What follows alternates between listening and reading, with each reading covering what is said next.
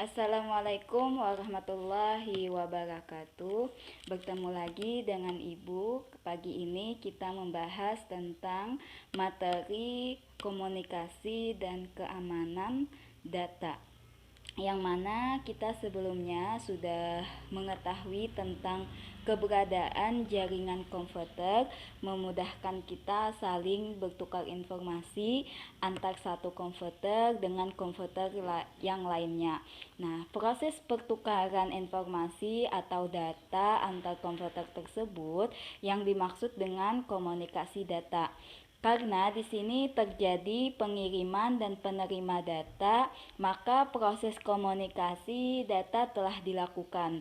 Dalam skala besar, proses komunikasi data bisa menimbulkan efek positif dan efek negatif.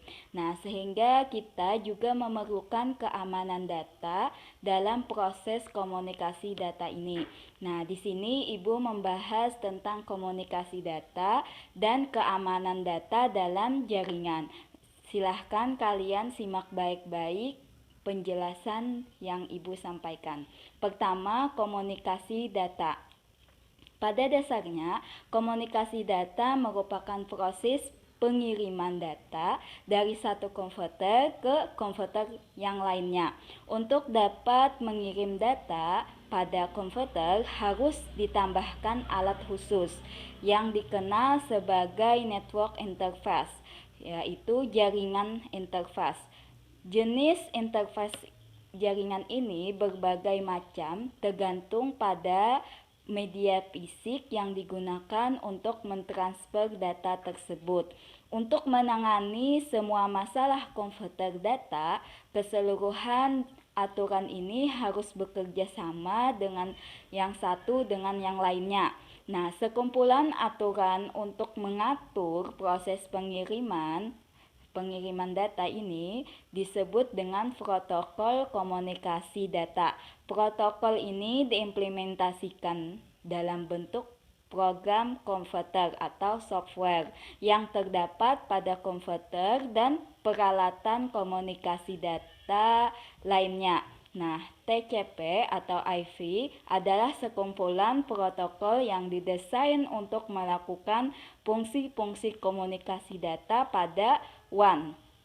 TCP atau IP terdiri atas sekumpulan protokol yang masing-masing bertanggung jawab atas bagian-bagian tertentu dari komunikasi data. Nah, berkat prinsip ini, tugas masing-masing protokol menjadi jenis dan sederhana. Protokol yang lain tidak perlu mengetahui cara kerja protokol yang lain, sepanjang ia masih bisa saling mengirim dan menerima data. Nah, berkat penggunaan prinsip ini, TCP atau IP menjadi protokol komunikasi data yang fleksibel. Protokol TCP atau IP dapat diterapkan dengan mudah di setiap jenis komputer dan interface jaringan. Karena sebagian besar isi kumpulan protokol ini tidak spesifik terhadap satu komputer atau peralatan jaringan tertentu. Agar TCP atau IP dapat berjalan di atas interface jaringan tertentu, hanya perlu dilakukan perubahan pada protokol yang berhubungan dengan interface jaringan saja. Nah, TCP atau IP terdiri atas 4 lapisan protokol, yaitu yang pertama Network Interface Layer, yang kedua Internet Layer, yang ketiga Transport Layer, dan yang keempat Application Layer.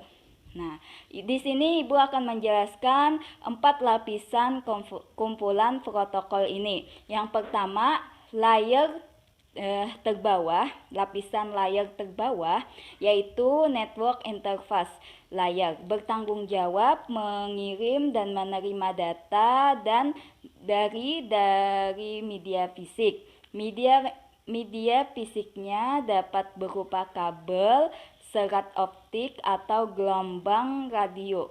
Karena tugas ini, protokol pada layar ini harus mampu menerjemahkan sinyal listrik menjadi data digital yang dimengerti komputer yang berasal dari perangkat lain yang sejenisnya.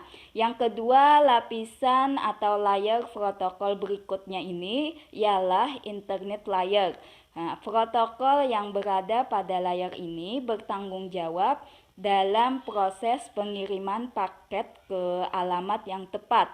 Pada layar ini terdapat 3 macam protokol, yaitu IV, ARV, dan ICMP.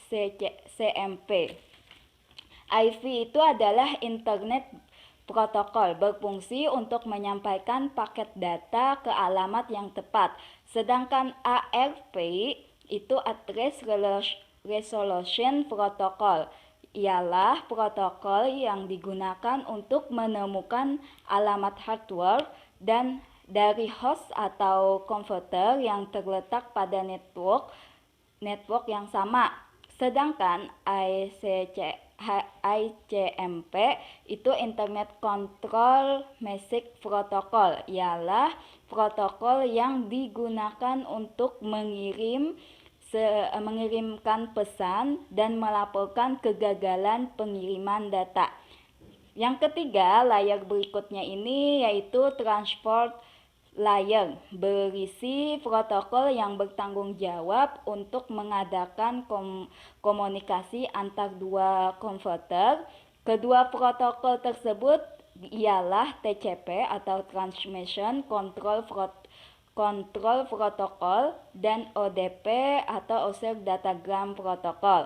Nah, selanjutnya yang terakhir ini, lapisan terakhir atau lapisan yang paling atas. Tadi kita kan mulai dari yang bawah, itu ada Network Interface Layer, dan yang paling atas itu adalah Application Layer. Pada layar inilah terletak semua aplikasi yang menggunakan protokol TCP atau IP ini. Jika suatu protokol menerima data dari protokol lain di layar di atasnya, ia akan menambahkan informasi tambahan miliknya ke data tersebut. Nah, informasi ini memiliki fungsi yang sesuai dengan fungsi protokol tersebut. Selain itu, data ini diteruskan lagi ke protokol pada layar di bawahnya dari satu ke layar kedua. Hal yang sebaliknya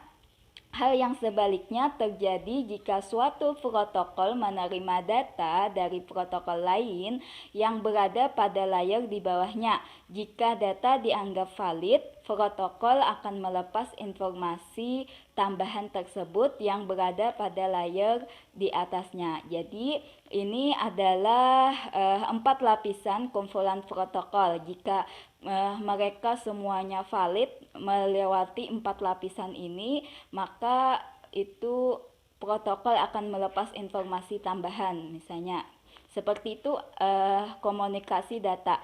Selanjutnya kita tentang keamanan data dan dalam jaringan. Nah, apa saja sih keamanan data dalam jaringan ini? Nah, merupakan misalnya keamanan data ini digunakan untuk menghindari adanya penyusupan atau pencurian ya, pencurian akun-akun kita atau mau mencuri atau mau mengambil ya. Jenis penyusupan ini ada 2 jenis, yaitu hacking atau cracking. Nah, pelaku hacking ini disebut hacker, sedangkan pelaku cracking disebut cracker. Hacking adalah usaha memasuki sebuah jaringan komputer dengan tujuan mencari kelemahan sistem jaringan tersebut secara ilegal dan mengeksplorasinya. Adapun yang dimaksud dengan cracking adalah upaya memasuki sistem jaringan secara ilegal dengan tujuan mencuri, mengubah, atau menghancurkan data-data yang tersimpan di dalam jaringan tersebut.